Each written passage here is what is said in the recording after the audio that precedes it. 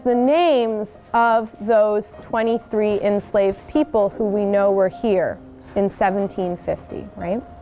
At Philipsburg Manor, our central text is the inventory, which contains the names of the 23 enslaved men, women, and children who lived and worked here in the year 1750. And it's a very stark document. It's a painful document to read, and yet it is so important to us, and we value it so highly for what it has to tell us about the enslaved community. Through that document, we can come to understand their relationships to each other, their relative ages, their occupations, and most of all, their names. It's in fact essential to us that when you leave a visit to Philipsburg Manor, or when you finish working with people, not property, you come away with those names, that those names stay with you, because they are all the proof we have that real human beings lived and worked here absolutely without their consent, and yet they left such an indelible story that it's our privilege to share.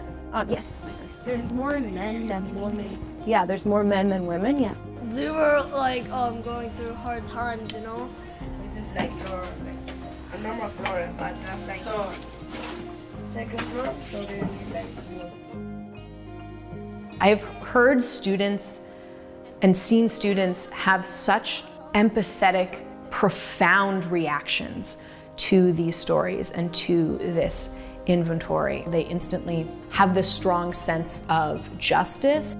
Teaching this content to 5th and 6th graders is really important, because a lot of students' morality and the way they see the world is starting to get shaped when they're in 5th and 6th grade, right?